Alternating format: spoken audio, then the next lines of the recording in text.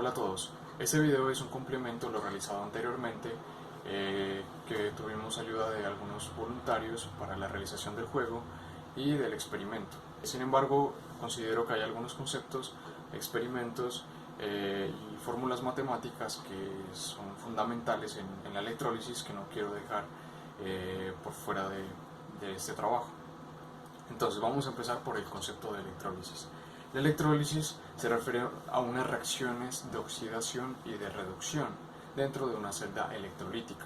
La celda electrolítica fue lo que miramos en el video del experimento, que era simplemente estas celdas en un recipiente. A eso se refiere la celda electrolítica. Ahora, ¿a qué se refiere esa oxidación?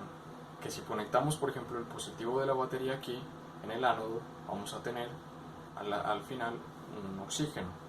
Y si lo conectamos el negativo en esta parte de acá, se va a hacer un proceso de reducción y entonces al final tendremos hidrógeno, aunque como ya vimos en la exposición no es exactamente H, sino que es como un ion. Entonces de esta manera vamos a producir entonces el combustible necesario para tener esos 130 octanos, que es lo que deseamos. Entonces al final se van a producir el oxígeno y el hidrógeno por separado, pero van a salir en forma es como una forma gaseosa. Entonces va a entrar de esta manera a la cámara de combustión.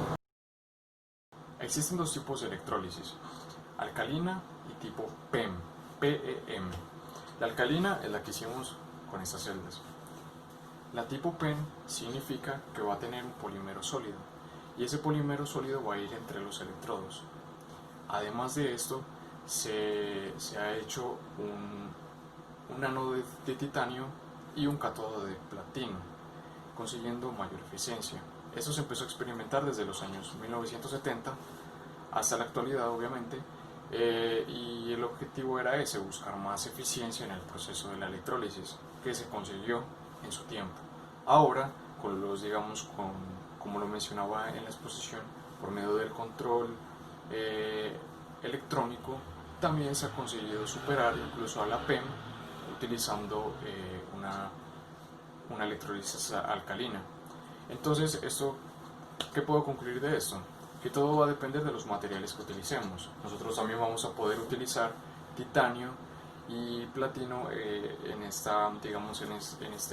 este prototipo, pero los costos van a ser mucho más elevados. En cambio, estos retazos de acero inoxidable son retazos. Los podemos encontrar como desechos de la industria que trabajen con acero inoxidable, como los que hacen tanques, cocinas. Sin embargo, como digo, el control electrónico pues va a ser lo que va a mejorar mucho la eficiencia. Entonces pensaría que es mejor enfocarnos en ese punto, en el control electrónico, y en hacerlo de una manera adecuada, haciendo unos buenos cálculos matemáticos también para conseguir la mejor eficiencia. Aunque como digo, el titanio y el platino obviamente pues al ser unos materiales más estables, pues van a conseguir una mejor eficiencia. Pero para cosas prácticas como una motocicleta, con esto es suficiente. Existen entonces, como ya lo he mencionado, existen tipos de electrodos que pueden ser activos o inertes. El activo, un ejemplo, es el cobre. El cobre, digamos que sí puede reaccionar con el oxígeno y con el electrolito que usemos o con cualquier componente que sea externo a él. Y el platino puede ser un ejemplo de los electrodos inertes.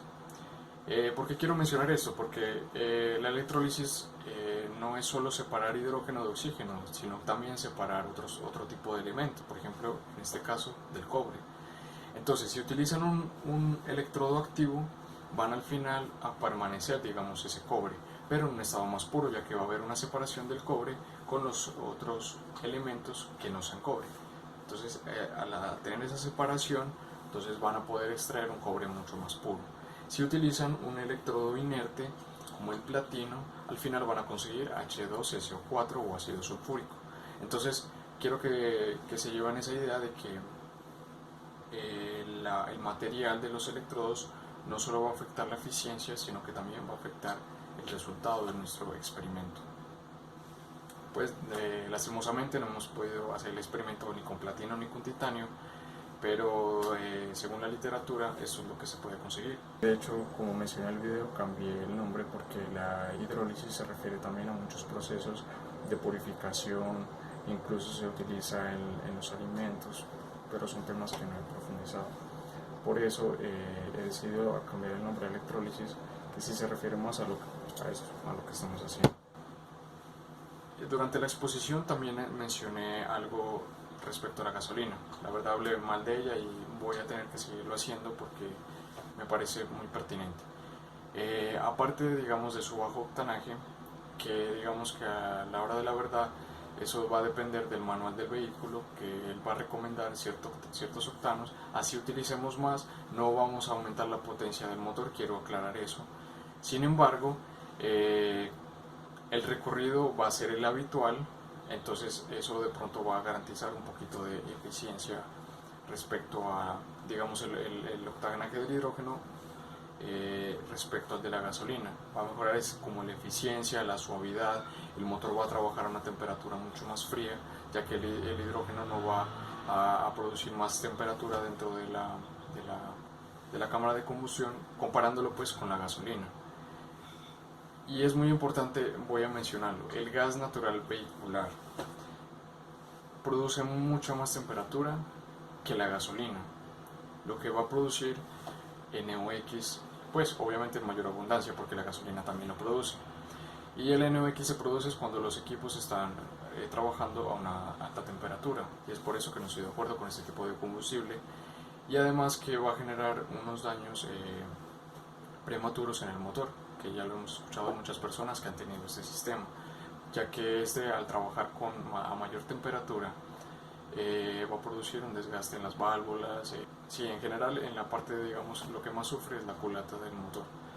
Pero bueno, no voy a profundizar más en eso.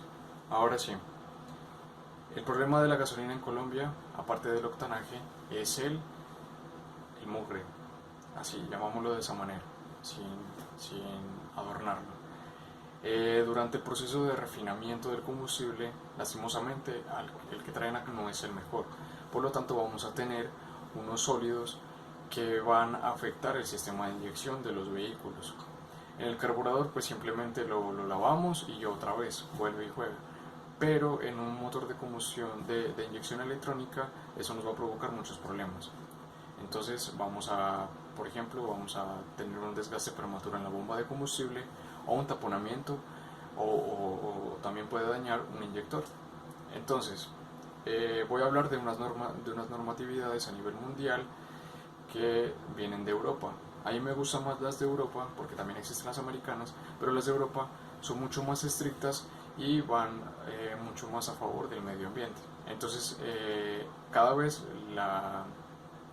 estas normativas les exigen más a todas las empresas. Me voy a enfocar en la Euro, que tiene varias generaciones. ¿Por qué la Euro? Porque la Euro es la que se enfoca en motores de combustión interna, que es lo que nos interesa en este momento. Entonces, en Colombia contamos con la generación 3 y 4 de Euro. ¿Por qué no más? Por la calidad del combustible. Esa mugre del combustible afecta a todos esos equipos.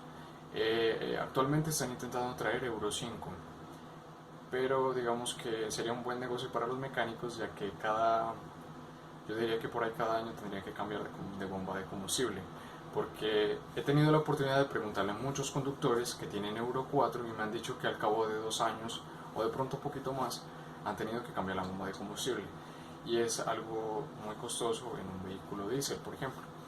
He visto el Euro 5 y también han presentado los mismos problemas. ¿Y por qué? Es por la calidad de nuestro combustible.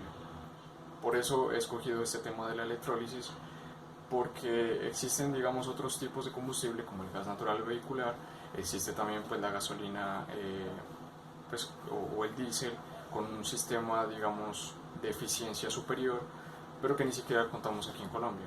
Entonces vamos a seguir en lo mismo. Si tenemos gas, vamos a producir más NOx. Si tenemos gasolina o diésel, no tenemos una tecnología como la Euro 6, que digamos tampoco es que sea la mejor, pero al menos sí reduce en gran cantidad los contaminantes En cambio, como ya mencioné anteriormente, el hidrógeno solo va a producir vapor de agua a la salida pues, de la válvula de escape. Ahora sí, vamos a hablar de un personaje que lo mencioné muy rápidamente en la exposición. Hablo de Michael Faraday, que por allá en los años de 1834 empezó a experimentar la conductividad eléctrica en las disoluciones acuosas. Es decir, que empezó a mezclar agua con otros componentes para buscar una mayor conductividad eléctrica. Además de esto, pues hizo experimentos como el de la inducción magnética, que fue tener un campo magnético en movimiento y este a su vez dentro de una bobina, y de esta manera él produjo electricidad. Y que, bueno, es que quiero mencionarlo es porque él fue un predecesor de Nikola Tesla, y Nikola Tesla, gracias a estos descubrimientos del señor Faraday, fue que pudo conseguir el motor de inducción magnética, el generador de corriente alterna, aunque bueno, esto ya digamos que se había venido descubriendo, pero Tesla lo materializó, lo perfeccionó, digamos, lo hizo mucho más eficiente, entonces tenía que hablar de este personaje. Michael Faraday nació en el año de 1791 y murió en 1867. Nos dejó unas leyes que son fundamentales para nuestra investigación. También son conocidas como las leyes de electrólisis o leyes de Faraday. La primera ley nos dice que la cantidad de masa depositada en un electrodo es proporcional a la cantidad de electricidad que ha circulado por dicho electrodo. Entonces la fórmula nos queda de esta manera, que la masa desprendida va a ser igual a la constante de Faraday por la carga que está también en columnos. La constante de Faraday equivale a 96.500 columbios. Y bueno, también la fórmula nos dice que podría ser la constante por la intensidad de corriente por el tiempo. La segunda ley de Faraday nos dice que la cantidad de masa depositada de un elemento en un electrodo es proporcional a su peso equivalente. Entonces la fórmula nos queda así, que la masa desprendida va a ser igual a la constante de Faraday por el peso atómico dividido por el número de oxidación. Existe una tercera ley que no la puse aquí, pero sin embargo nos dice que la masa desprendida es igual a la corriente por el tiempo por el peso atómico dividido por el número de oxidación, y todo esto dividido por la constante de Faraday. ¿Por qué no voy a profundizar mucho en ellas?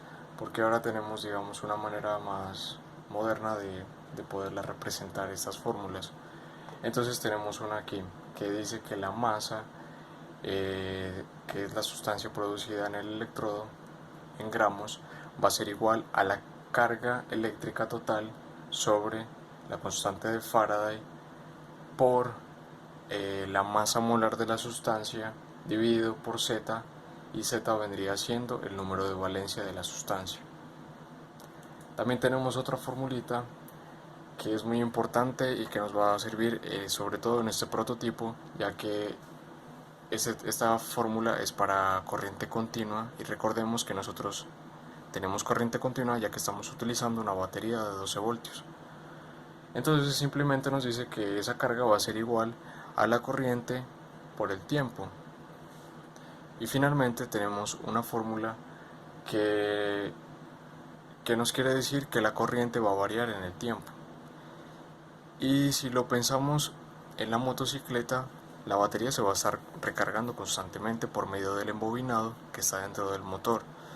Esto quiere decir que el voltaje y la corriente no van a ser constantes, va a variar entre 2 y 14 voltios, y pues dependiendo de la batería pues va a variar. Si por ejemplo es una batería de 8 amperios, probablemente no siempre va a estar a 8 amperios. Eso va a depender de la carga que en ese momento se esté realizando sobre la batería.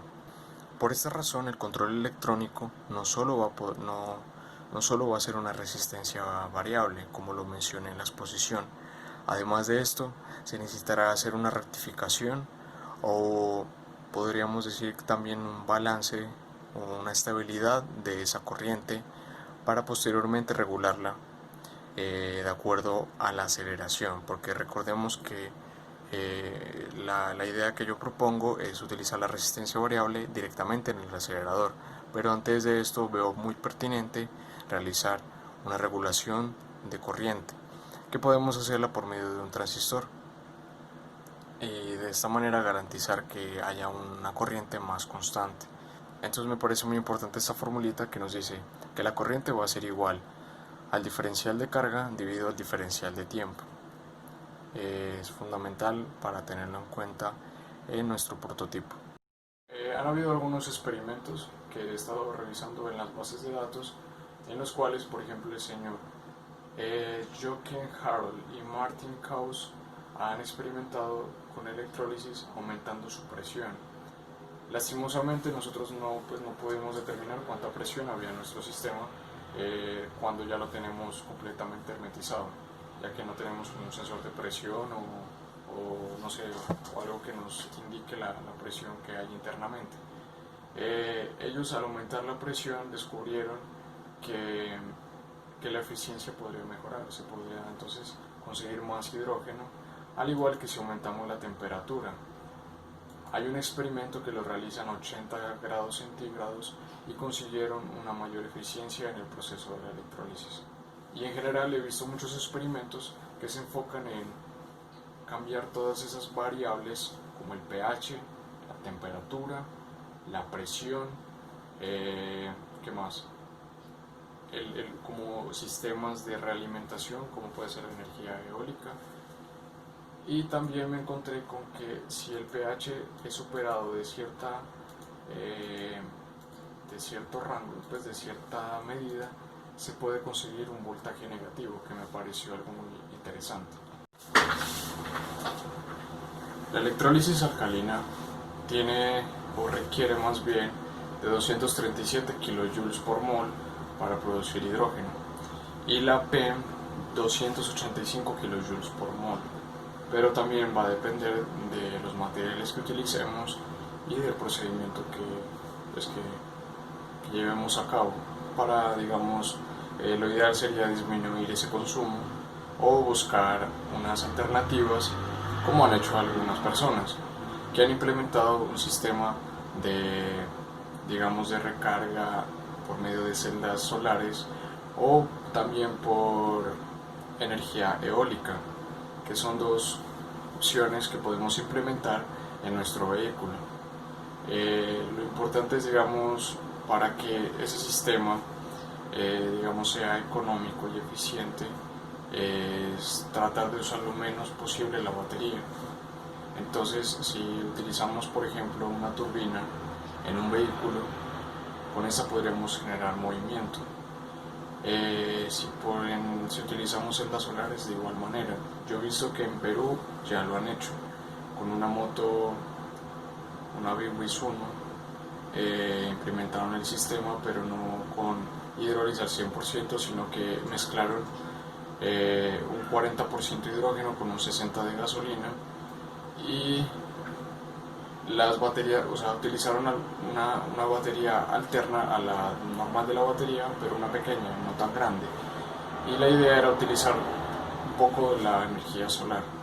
Sin embargo, pues la energía solar no es tan efectiva, digamos, no a tal amperaje que es necesario, pero digamos que sí, en cierto modo podría ayudar. Pero personalmente pensaría que no cumpliría con los requerimientos de la electrólisis, ya que esta necesita al menos unos 4 amperios para poder funcionar. Solo sería como algo que de pronto ayude a recargar la batería o sea, no va a ser suficiente. Tengo más esperanza en una turbina eólica implementada en una motocicleta o en un vehículo, como ya lo he visto en vehículos eléctricos que lo han hecho. Implementan 2 turbinas debajo del chasis, que es por donde hay gran flujo de aire, y con esto pueden conseguir electricidad. Esta sí puede ser un poco de mayor amperaje, o simplemente utilizar un generador alterno al del motor, de modo que cuando el vehículo esté en movimiento, que es cuando más se va a requerir hidrógeno, pues tengamos otra alternativa aparte de la batería. Entonces la batería la podemos utilizar para el momento en el que el vehículo esté detenido y apenas arranquemos, la fuente de alimentación ya no sea suministrada por la batería, sino por nuestro generador. pues son, digamos, ideas sueltas, pero que trato de llevar a la práctica. Pues lastimosamente por la pandemia pues no he podido salir, no he podido conseguir algunas partes que me gustaría para poderlo llevar a la realidad, pero pues al menos pudimos hacer un prototipo y demostrar que no es tan difícil producir hidrógeno. Pues si lo piensan es simplemente tener los elementos que tampoco son muy difíciles de conseguir, e implementarlos de una manera adecuada. Es un procedimiento simple y que todos podríamos hacer. Bueno, actualmente existe una empresa que se llama H2 Energy, que ya la he visto en Instagram, que está implementando el sistema de electrólisis. Ellos venden el cilindro, obviamente no dicen cómo lo hacen por dentro, pero debe ser algo muy similar a esto. Y lo que hacen es poner a trabajar cualquier vehículo, 60% gasolina y 40% hidrógeno. Supongo o esperaría que ellos hagan una especie de reprogramación a la ECU del vehículo para que digamos los sensores, obviamente los sensores van a reconocer otros parámetros y van a tener que hacer las correcciones necesarias. Por ejemplo, el sensor de oxígeno no va a detectar lo mismo que cuando solo era con gasolina. El KS, por ejemplo, si ya no va a haber tanta vibración en el motor, el KS va a mostrar unos valores diferentes. El sensor KS es el que mide las vibraciones del motor. El CKP supongo que no tendrá problema porque simplemente mide, pues cuenta los giros del motor, al igual que el CMP. Habrán sensores, por ejemplo, de temperatura que también van a salir de los rangos normales de operación. Yo pensaría, o más bien yo esperaría, que esta empresa haga de pronto una reprogramación en la ECU, ya que los sensores, como acabo de mencionar, van a mostrar otro tipo de valores. Entonces, para alcanzar una mejor eficiencia de este combustible sería mejor reprogramar la computadora. No sé si lo están haciendo, pero sería lo más óptimo para sacarle el máximo provecho, ya que cuando un sensor marca algo fuera de lo normal, algo que no está preestablecido por la ECU, pues la ECU de pronto no va a saber cómo reaccionar y va a actuar de manera inadecuada. Yo esperaría que la empresa sí lo esté haciendo, ya que por ejemplo, si uno de los sensores marca algo más abajo, por encima de lo normal, esta podría interpretarlo como de pronto una pérdida de combustible, una entrada de aire fuera del usual.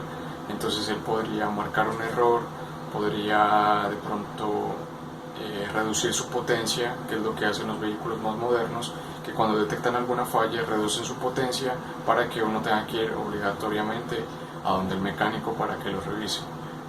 Entonces, como digo, lo ideal sería una reprogramación para que la ECU sepa cómo reaccionar ante ciertas variables que podrían cambiar con esta mezcla de hidrógeno y de gasolina.